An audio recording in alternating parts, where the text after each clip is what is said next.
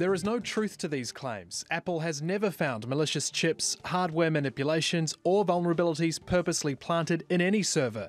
Apple never had any contact with the FBI or any other agency about such an incident.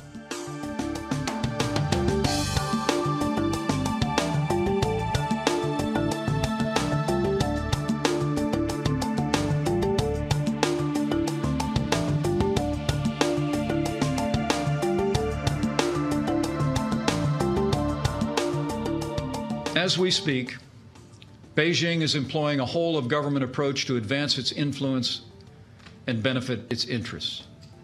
It's employing this power in more proactive and coercive ways to interfere in the domestic policies of this country and to interfere in the politics of the United States.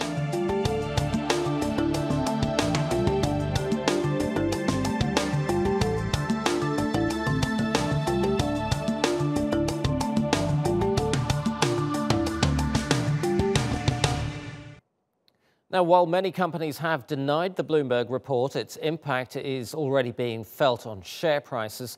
Joel Flynn explains from Hong Kong.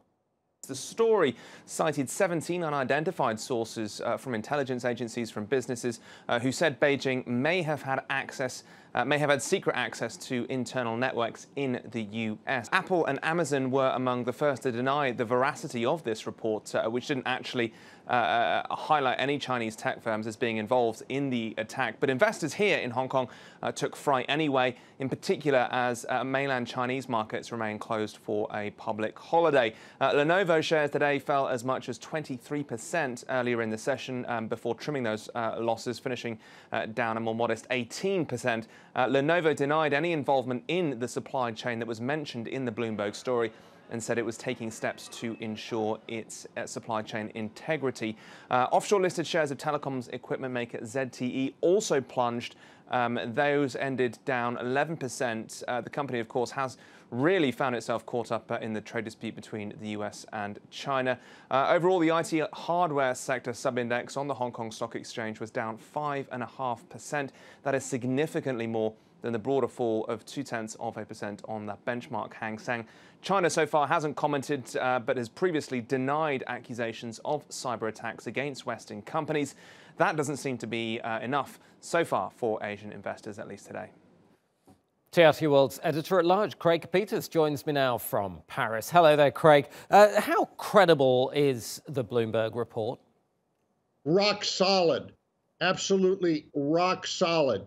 The denial from Apple, you could say, was the motherboard of all denials. Apple had to do it. There was some concern that either Tim Cook from Apple or Jeff Bezos from Amazon would go on television to condemn this loudly if the story was inaccurate. Both CEOs are hiding under the nearest rock. They're not coming out. And all talk of this story being nonsense has really gone away over the past 7 hours. Yeah, it's for real. Yeah, the stakes are pretty high for Apple and Amazon in particular, aren't they? I mean, if this story is proved to be true.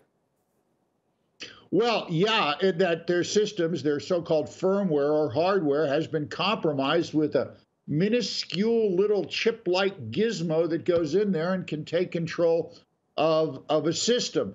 Now, it appears from the Bloomberg story that many of these alien items have been removed from this firmware. It appears to be contained, but what's important here is this Bloomberg investigation has been going on since the Obama administration.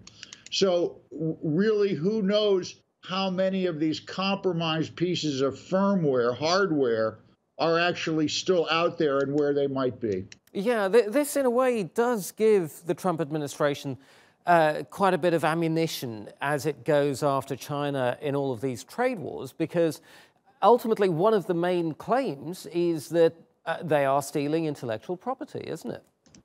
Well, exactly. I mean, it's no longer just a trade war. Vice President Mike Pence made that clear in his speech. There's wholesale theft of American technology going on. Everyone in the industry has known about this, but it has been politically incorrect to speak too loudly of it lest you get the Chinese upset. Hence, Apple denying it today, Amazon denying it today. You know, Trump's tariffs, as we've been reporting, you know, have been an effort to contain China's One Belt, One Road drive.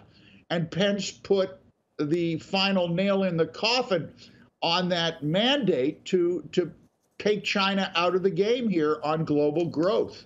It was a speech that the Chinese Foreign Ministry described as predatory economics. Right. That's pretty heavy. It is indeed. Craig Capitas in Paris, thank you.